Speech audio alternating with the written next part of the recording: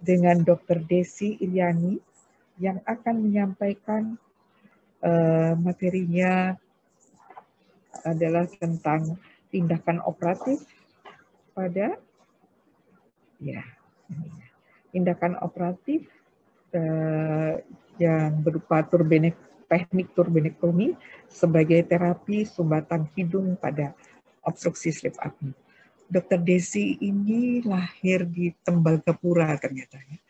Kemudian dokter umum, pendidikannya di Unpad, dan kemudian spesialis THT-nya di Universitas Diponegoro. Dan saat ini adalah merupakan salah satu staf pengajar di bagian rinologi dan juga merupakan generasi penerus saya bersama Dr. Ana untuk melanjutkan rinologi dengan lebih baik lagi.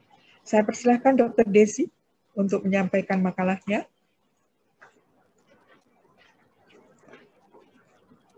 Baik, Dr. Rice, terima kasih atas perkenalannya. Assalamualaikum warahmatullahi wabarakatuh.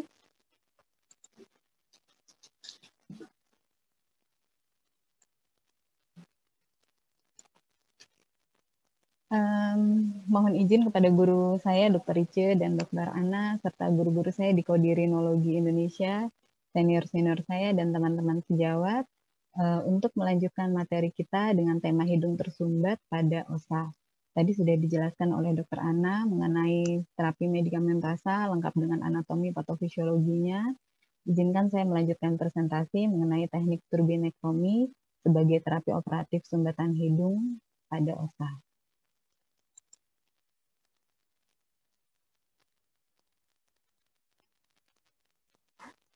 Sebagai pendahuluan, kita perlu mengetahui atau mengenal terlebih dahulu mengenai inferior turbinet atau nanti kita sering sebut dengan konka inferior ya.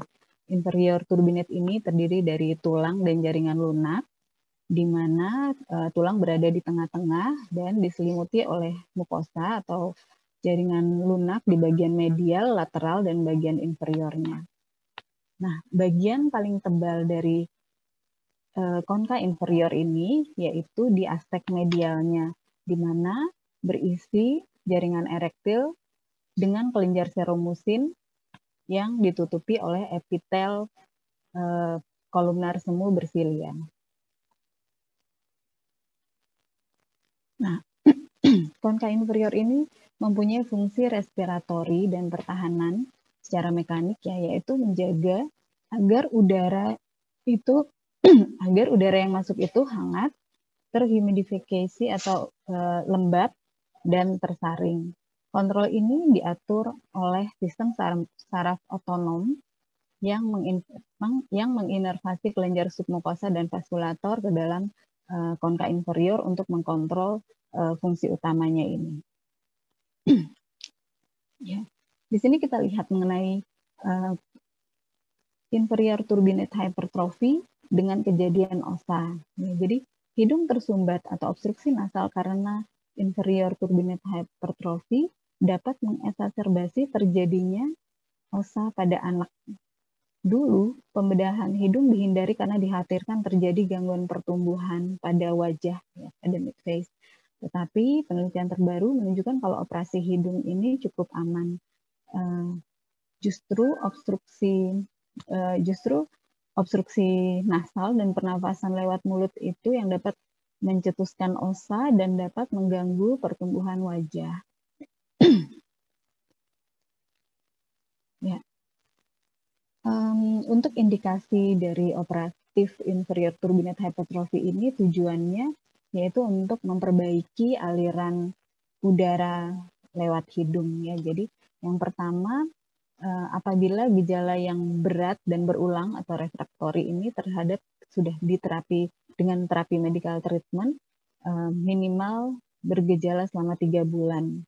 Kemudian yang kedua, pasien OSA yang mengeluh sulit saat menggunakan masker CPAP, kemudian pasien rinitis medikamentosa yang sudah membutuhkan terapi alternatif, kemudian pasien sinusitis yang mempunyai keluhan utama hidung tersumbat, kemudian konka hipertrofi pada pasien yang akan menjalani operasi ISS, kemudian pada pasien yang membutuhkan tes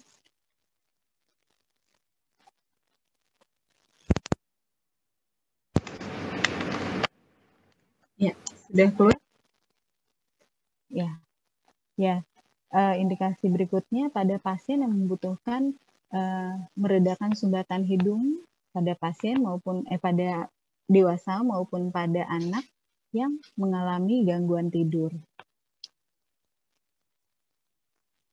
Ya, metode reduksi dari konka ini prinsipnya ada dua ya. Yang pertama direct resection, jadi benar-benar mereseksi jaringannya jadi kecil. Kemudian yang kedua dengan thermal teknik, yaitu cedera akibat thermal ini akan menyebabkan fibrosis dan kontraktur dengan obliterasi vena sinusoid dan akhirnya mereduksi jaringan erektil di submukosa seperti itu.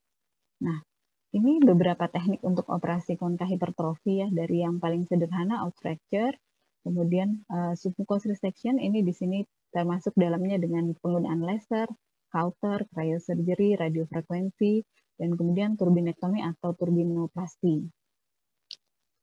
Kita bahas out fracture dulu. Out fracture ini merupakan lateralisasi dari konka inferior. Jadi konka inferiornya dilateralisasi. Seperti ini ya, tindakan out fracture ini merupakan teknik yang minimal morbiditasnya karena hanya menggunakan elevator tumpul untuk mematahkan tulang konka. Nah, konka inferior dipatahkan bisa ke arah medio superior, kemudian setelah patah kita tata ke arah lateral. Ini bisa menjadi pilihan bila misalnya operasi hidung bersama dengan tindakan lain sudah memakan waktu lama, misalnya dengan septoplasti atau polip, di mana kita tetap menilai bahwa konka misalnya tidak terlalu hipertrofi, tapi setelah kita nilai ternyata arah tulang konka terlalu ke arah medial. Nah, ini bisa kita gunakan teknik ini. Kemudian submucous resection. Di sini tindakan submucous resection di sini termasuk dengan yang menggunakan electrocauter monopolar, bipolar, atau diatermi ya. Nah, bila cauter dilakukan di permukaan konka, dia akan menyebabkan cedera mukosa sehingga terbentuk mukosa dan kering ya. Jadi cara lain yaitu dengan menusuk needle atau jarum dari anterior konka inferior. Jadi dari kepala konka inferior di bagian anterior, lalu diberi diatermi sekitar 5 sampai 10 detik sambil kalau di sini dikatakan sambil ditarik jarumnya. Jadi memang efeknya itu kan di ujung jarum ya. Dan ini dilakukan biasanya 2 sampai 3 kali tusukan. Nah, ini ya. Jadi dimasukkan jarumnya dari head of inferior turbinate terus sampai ke posterior konka inferior, kemudian diberikan diatermi sambil ditarik keluar. Dilakukan di 3 titik dan ini yang penting ya, avoiding contact with the periosteum. Jadi kita menghindari menyentuh tulang. Misalnya waktu kita menusuk, terasa mentok atau terasa menusuk tulang, kita tarik kembali, kita arahkan ke arah mukosa seperti itu ya. Nah, diulang di cauter 2 sampai 3 kali, 5 sampai 10 detik. Nah, ini contohnya.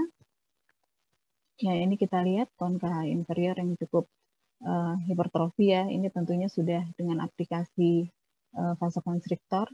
Biasanya kami menggunakan epinefrin 1:4. Nah, di sini kita tusukkan di bagian anterior konka inferior. Terus sampai ke belakang, kemudian diberi biasanya pakai monopolar ya.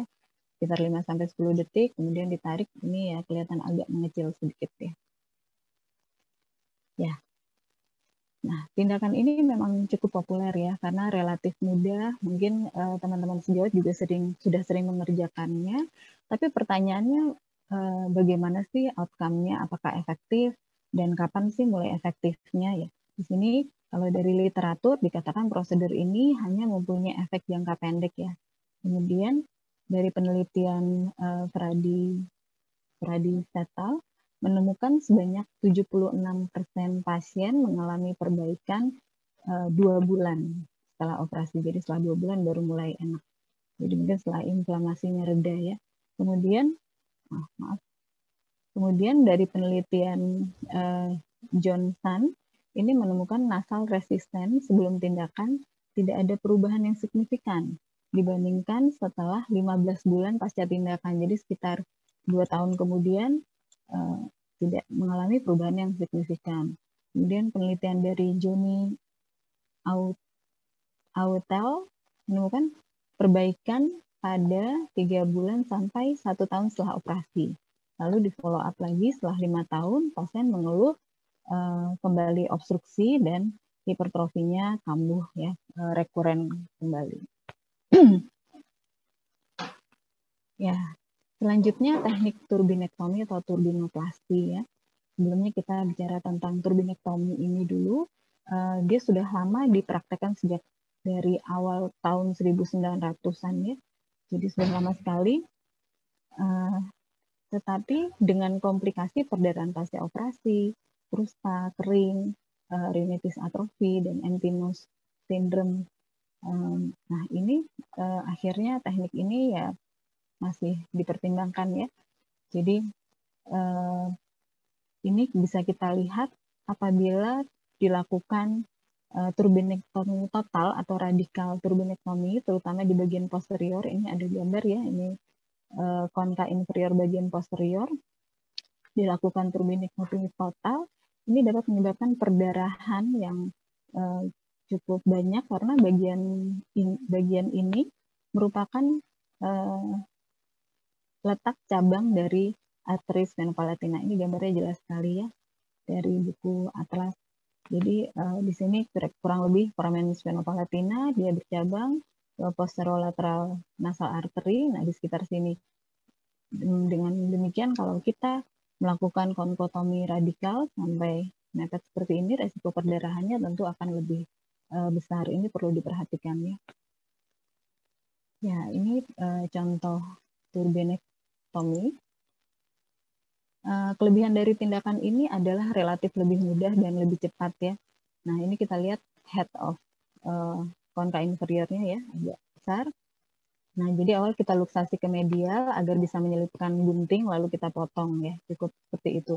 Tapi kalau kita perhatikan lagi, yang pertama luka terbukanya lebih besar ya, akan lebih banyak kita lihat sehingga nanti krustanya akan banyak di sekitar sini. Kemudian tadi yang ada di gambar slide sebelum saya ini, di sini letak cabang posterolateral nasal artery, tadi cabang dari arteris venopalatina. Tentunya di sini akan beresiko perdarahan.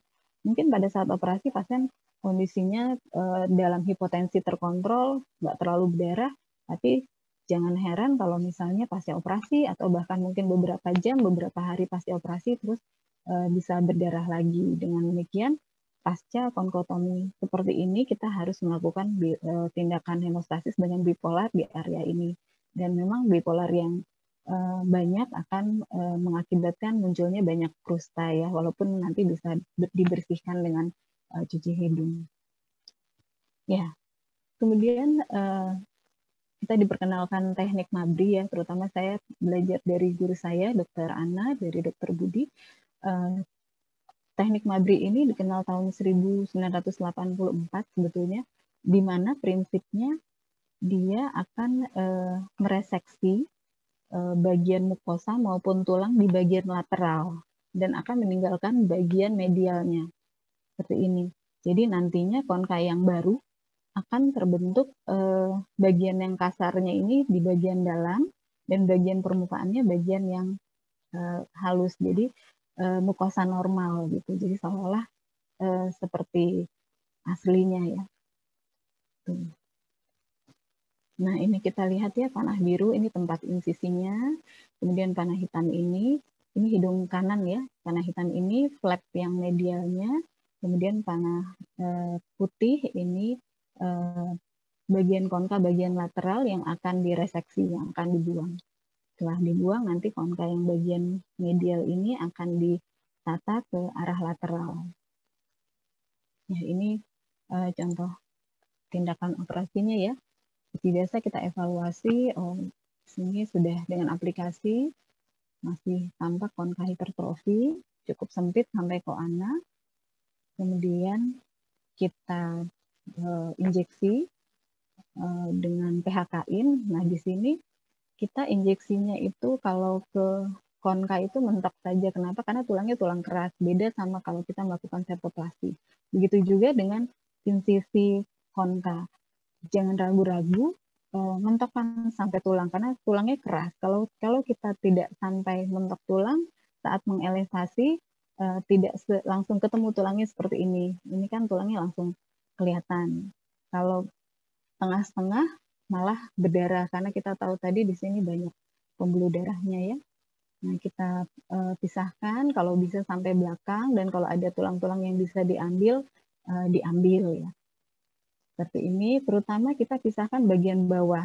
Jangan ke arah atas karena kalau ke arah atas kita akan sampai ke unsinatus dan nanti bolong. Jadi arah kita ke inferior ya. Kita memisahkan tulang-tulang yang di bawah. Ya, kemudian kita gunting. Digunting di bagian bawah sini boleh atau bagian lateral mungkin. Kalau ini dibelah dulu sampai belakang ya.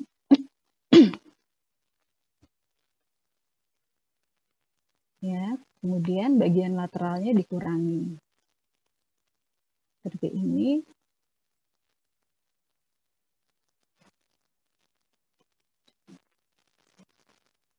Ya, bagian lateralnya dikurangi, diangkat sedikit, diarahkan dengan gunting.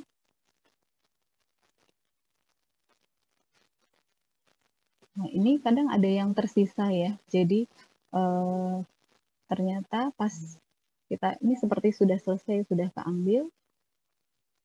Nah, ternyata waktu kita lihat, nah masih tersisa lateralnya, kita gunting lagi ya. Gunting lagi sampai belakang dan kemudian sisanya nanti di counter, sisa bagian 1 cm posterior konka inferior itu harus di counter berdarah atau tidak berdarah durante operasi, harus di counter karena resiko berdarah pasca operasi setelah hipotensi terkontrolnya selesai atau pasien bersin batuk, nah ini mungkin akan berdarah, makanya kita lakukan counter di sini. Ya, ini evaluasi pasca operasi untuk turbinoplasti tadi, kurang lebih 3 minggu pasca operasi, hasilnya seperti ini. Ya, cukup baik ya, walaupun memang tidak semua pasien baik, tapi ini cukup baik, tidak ada sinekia, dan pasien datang tuh sebetulnya keluhannya sinusitis maksilaris dengan keluhan utama hidung mampet, tapi setelah operasi pasien itu cerita, saya jadi nggak ngorok. Jadi dia tidak pernah mengeluhkan ngorok, tapi setelah kontrol suaminya dan pasien tersebut mengatakan jadi tidak mengorok lagi. Oke, kita lanjut ke post operative care pada pasien operasi inferior turbinate ini umumnya ya sama dengan endoscopic sinus surgery yang lain, terapi medikamentosa tentunya, dan kita berikan irigasi nasal salin dengan yang bertujuan untuk membersihkan pus, debris, dan clot ya. Nah, bila kita nilai ada risiko perdarahan, dapat kita berikan oxymetazoline nasal spray sebagai vasokonstriktor untuk mencegah terjadinya perdarahan tadi ya. Nah, kembali kita bahas mengenai perbaikannya. Dari Huang et al, dia meneliti microdebrider. Saya kebetulan belum ketemu literatur yang membahas tentang teknik Mabry, tentang improvement dari teknik Mabry. Tapi pada prinsipnya microdebrider ini juga sama ya, nanti kita lihat. Jadi microdebrider assist submucous resection teknik dengan radiofrekuensi dicatat oleh Huang et al ini sebanyak 120 pasien dan tercatat perbaikan dan hingga follow up 3 tahun pasca operasi.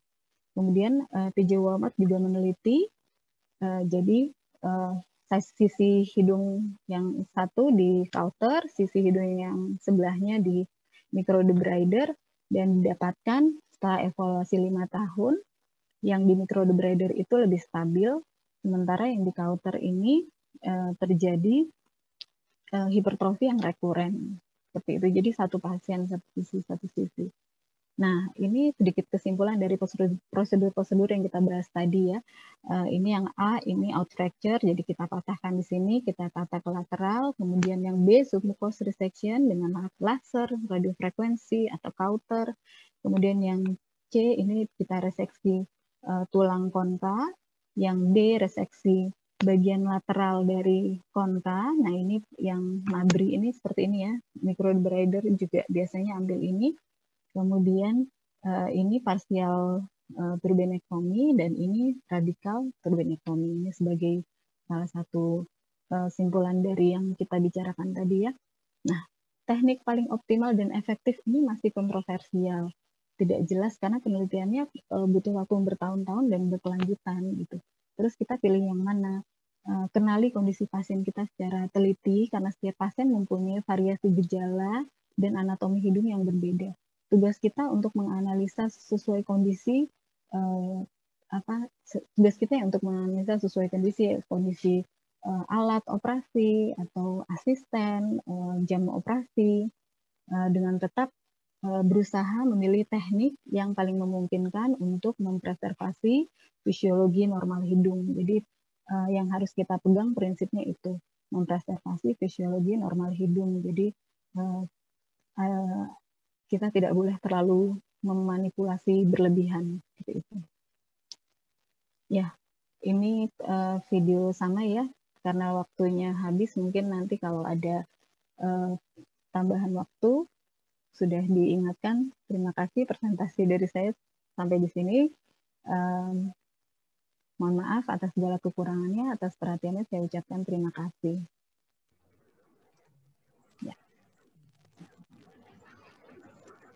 Alhamdulillah, 3 pembicara telah selesai menyampaikan presentasinya.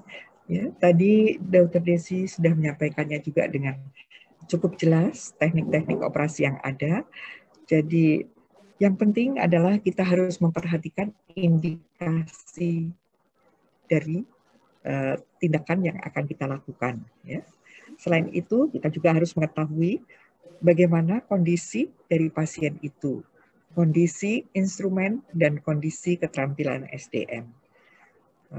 Sangat baik sekali, bagus sekali ini untuk bisa kita mengerti ya, dari teknik yang paling sederhana, faktur, sampai teknik yang paling populer sekarang ini ya.